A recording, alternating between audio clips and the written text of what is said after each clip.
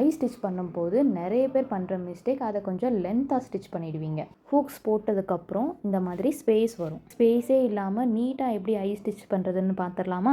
எந்த ப்ளவுஸாக இருந்தாலும் சரி, ஹூக்ஸ் அண்ட் ஐ ஸ்டிச் பண்ணுற மெத்தட் ஸ்டாண்டர்ட் தான். ஸோ வீடியோவை மறக்காமல் சேவ் பண்ணிவிட்டு ட்ரை பண்ணி பாருங்கள். ஹூக்ஸ் நீட்டாக ஸ்டிச் பண்ணி முடிச்சதுக்கப்புறம் ஹூக்ஸுக்கு மேலே ஒரு மார்க்கர் வச்சு மார்க் பண்ணுங்கள். இதை எடுத்து ஐ பாட்டுக்கு மேலே வைக்கணும். வைக்கும்போது மேலேயும் கீழேயும் ஈக்குவலாக இருக்கா அப்படின்றத செக் பண்ணிக்கோங்க. மார்க் பண்ண ஹூக்ஸுக்கு மேலே லைட்டாக ப்ரெஸ் பண்ணாலே போதும், ஐ ஸ்டிச் பண்ணுறதுக்கான மார்க் கிடச்சிரும். இப்போ மார்க் பண்ண லைனில் இருந்து 0.1 இன்ச் டிஸ்டன்ஸில் கீழேருந்து நீடில் விட்டு மேலே எடுங்க. இப்போ கரெக்டாக 1/4 இன்ச் டிஸ்டன்ஸில் மேலேருந்து நீடில் விட்டு கீழே வழியாக எடுங்க.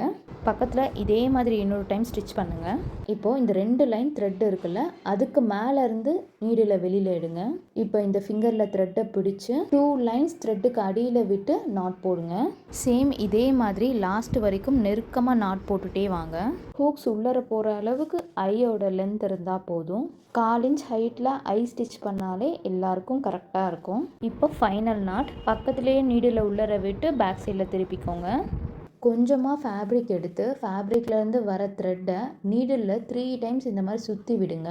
த்ரெட் எல்லாமே ஒரு கையில் பிடிச்சிட்டு நீடில் மட்டும் வெளியில் எடுத்தால் நாட் விழுந்துடும்.